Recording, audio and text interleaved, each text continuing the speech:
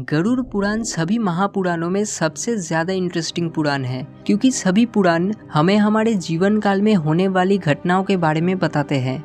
लेकिन सिर्फ गरुड़ पुराण ही एक ऐसी पुराण है जो हमें हमारी आफ्टर लाइफ यानी कि मरने के बाद क्या होगा उसके बारे में बताता है। इसमें मृत्यु को लेकर सभी सवालों के जवाब हैं, जैसे कि मरने के बाद आत्मा कहाँ जाता है, आत्मा हमारे शरीर में कब और किस हिस्से में प्रवेश करती है, और उन आत्माओं का क्या होता है जिनकी मृत्यु समय से पहले किसी दुर्घटना या आत्महत्या के कारण हुई हो। Garuda Purana basically half human half eagle, जो कि विष्णु का वाहन है, उनके साथ विष्णु के कन्वर्सेशन को लेकर है, जहां गरुड़ विष्णु को पूछते हैं कि मृत्यु के बाद से दोबारा जन्म लेने तक एक आत्मा को किन चीजों का सामना करना पड़ता है, वो कितने दिनों तक इस भौतिक पृथ्वी में घूमता रहता है, जिनका जवाब विष्णु गरुड़ को देते हैं। ज्यादातर लोग गरुड़ पुराण को पढ़ना या फिर घर पर रखना भी सही नहीं मानते, और इसको सिर्फ किसी मृत इंसान के अंतिम संस्कार के दिन ही पढ़ा जाता है। सबसे पहले जानते हैं कि मृत्यु के तुरंत बाद आत्मा क्या करती है। गरुड़ पुराण में विष्णु गरुड़ को कहते हैं कि जब किसी जीवित प्राणी की मृत्यु होती है, तब मृत्यु के तुरंत कुछ देर बाद ही उसके शरीर से उसकी आत्मा अलग हो जाती है, और इतने दिन भौतिक शरीर में रहने के वजह से आत्मा के शरीर से अलग होने के बावजूद भी मृत व्यक्ति के आत्मा को कुछ भी अलग महसूस नहीं होता। उसको सब कुछ एक सपने जैसा लगता है। फिर जब उसको समझ आता है कि उसकी मृत्यु हो चुकी है, फिर वो बहुत कोशिश करते हैं दोबारा अपने शरीर में जाने की और अपने पहचान वालों को बुलाने की, लेकिन वो ऐसा कर नहीं पाते हैं, क्योंकि वो अब फिजिकल डायमेंशन में नहीं बल्कि दूसरे आयाम में है।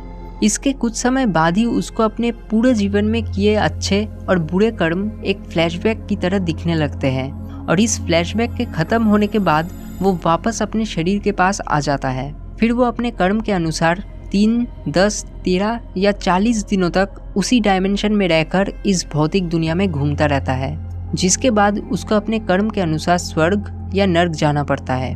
अगर आप स्वर्ग और नर्क को सही से समझना चाहते हैं, फिर आप 64 डायमेंशंस वाले वीडियो को देख सकते हैं। इसमें बताया गया है कि कैसे स्वर्ग और नर्क कोई इलॉजिकल चीज नहीं बल्कि एक दूसरा प्लेनेट हो सकता है। वीडियो का लिंक आपको डिस्क्रिप्शन में मिल जाएगा।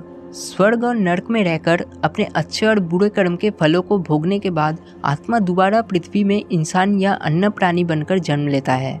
लेकिन जिन व्यक्ति की मृत्यु प्राकृतिक रूप से नहीं हुई बल्कि किसी दुर्घटना या आत्महत्या से हुई हो, उनको मृत्यु के बाद बहुत समस्याओं का सामना करना पड़ सकता है। आत्महत्या को हिंदू धर्म में पाप कहा गया है और इसको ईश्वर का अपमान भी कहा गया है। आत्महत्या करने वाले इंसानों को मरने के बाद कोई भी दूसरा शरीर नहीं मिलता जब तक प्रकृति द्वारा निर्धारित समय को वो पूरा न कर ले, जिसके वजह से उनको सालों तक पृथ्वी में भटकना पड़ता है। आत्मा के इस अवस्था को अगति कहा गया है और इन्हें ही हम भूत प्रेत कहते हैं। लेकिन वह इंसान अगर अपने जीवन में बहुत अच्छे कर्म किए हो, फिर उनको ज्यादा देर तक भटकना नहीं पड़ता।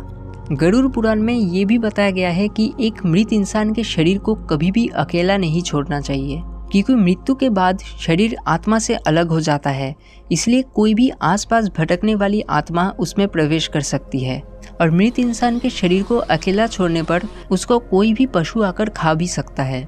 गरुड़ पुराण में ये भी बताया गया है कि अगर किसी इंसान की मृत्यु रात को हुई हो, फिर भी उनका दाह संस्कार सूरज उठने के बाद ही करना चाहिए। गरुड़ पुराण में कुछ ऐसे लक्षण भी बताए गए हैं जिससे आप पता लगा सकते हैं कि वह इंसान की मृत्यु जल्दी होने वाली है। इनमें से कुछ है कि आँख और कान का सही से काम न करना, बार बार गला सूखना और अपने करीबी लोगों को बार बार देखने की इच्छा होना। इसके अलावा भी गरुड़ पुराण में कई गलतियों का उल्लेख किया गया है जो करने पर आपके इस जीवन के साथ आने वाले जीवन में भी दिक्कतें आ सकती है, जैसे कि चोरी करना, किसी का मर्डर करना, बुरे शब्द कहना और इवन किसी का बुरा सोचना। गरुड़ पुराण में जेमस्टोन्स यानी कि रत्नों के बेनिफिट्स के बारे में भी बताया गया है। अगर आप इसके बारे में और जानना चाहते हैं तो आप इस वीडियो को देख सकते हैं। गरुड़ पुराण को अंतिम संस्कार के दिन पढ़ा जाता है ताकि मृत व्यक्ति के आत्मा को शांति मिले और उनके परिवार के लोगों को भी जीवन और मृत्यु के बाद होने वाली घटनाओं के बारे में पता चल सके।